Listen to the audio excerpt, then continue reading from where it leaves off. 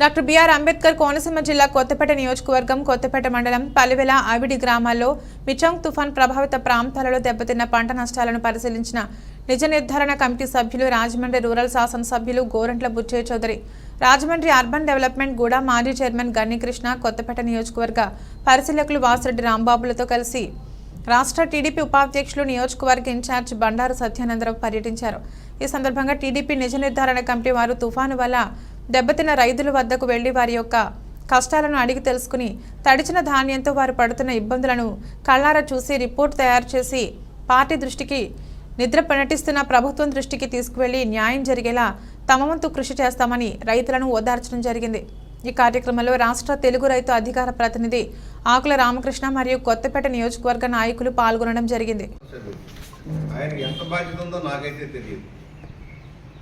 తుఫాన్లో జనం మధ్య తిరిగారు చంద్రబాబు గారు. తుఫాను రోజునే జనంలోకి వచ్చారు. మరి ఈ ఎమ్మెల్యే గారు తుఫాను నష్టమైన ప్రాంతాలు తిరిగారా? ఏం సహాయం రిలీఫ్ చేశారు? నష్టం బాధ్యతకి నీ జేబులో నాకు రూపాయి ఇచ్చావా? సంపాదించి దోచుకోవడం దాచుకోవడం తెలిసిన ఎమ్మెల్యేగా ప్రసిద్ధులు ఇసుకలో నుంచి కూడా. మేము ఒకటే చెబుతున్నాం, ఏం చేసావు? ఇవాళ 2 గుడిసెలు కూలిపోయినాయి. వాళ్ళకి ఏమైనా సహాయం చేయించారా? మీరు బాధితులకి పక్షాన్ని నిలబడ్డారా? మీ డ్రైనేజ్ వ్యవస్థ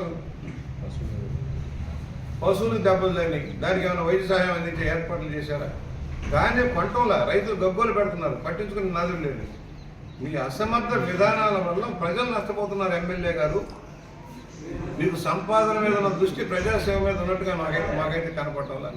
దయచేసి ప్రజల మధ్య ఉండండి, ప్రజలకు సేవ చేస్తేనే మళ్ళా పుట్టగతులు ఉంటాయని తెలియజేస్తా ఉన్నాం. ఇచ్చిన మిచాంగ్ తుఫాను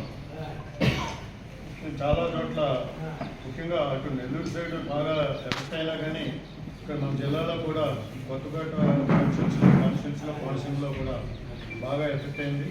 ముఖ్యంగా కొత్తపేటలో ఎఫెక్ట్ అయిన ప్రాంతాలని చూసి ఒక నివేదిక ఇవ్వాల్సిందిగా బుచ్చయ్య గారిని, నన్ను, రాంబాబు గారిని అందరినీ కూడా పార్టీ పంపించింది.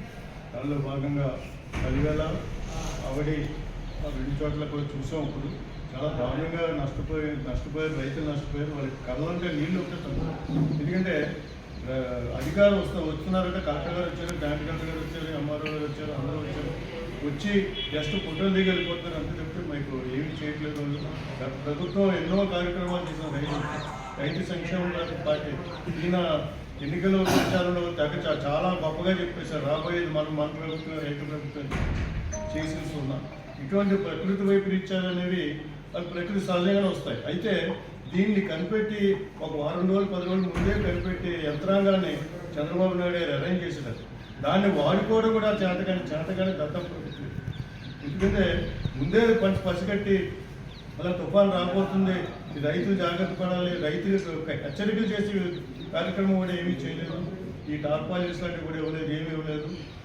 తడిసిన ధాన్యాన్ని అయినా మేము కొనేస్తాం, ధాన్యం తడిసిపోయినా మేము కొంటామని చెప్పేసి ఉత్తుత్తు ప్రకటనలు గుప్పించారు. ఏమీ లేదు.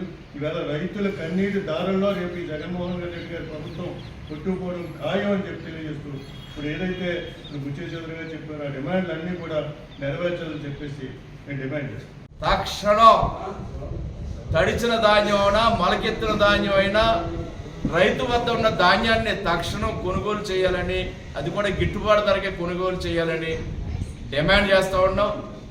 మీరేదో ప్రచారం చేయడం లేదా ఏదో వెళ్ళడం రావడం వల్ల ప్రయోజనం లేదు. ఈనాడు చూసాం, అక్కడ రైతులు గగ్గోలుగా ఉన్నారు.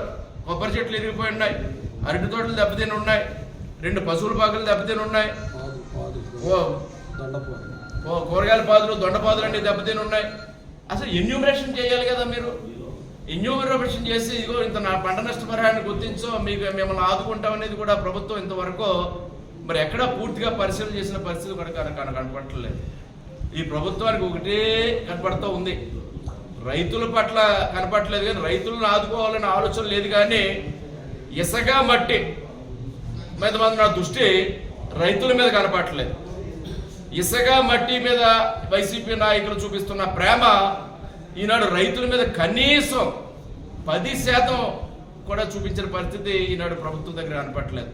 ఒక్క మంత్రి వచ్చి ఇక్కడ పర్యటన చేస్తారు లేదు, కనీసం రైతులు కలుసుకున్నది లేదు. ఇది ఒక మరి రైతు ఏదో చెప్తూ ఉంటాడు, నేను రాజశేఖర రెడ్డి పేరు చెప్పి రైతు పక్షపాత ప్రభుత్వాన్ని మాట్లాడుతూ ఉంటారు వీళ్ళు అప్పుడప్పుడు గుర్తొచ్చినప్పుడు.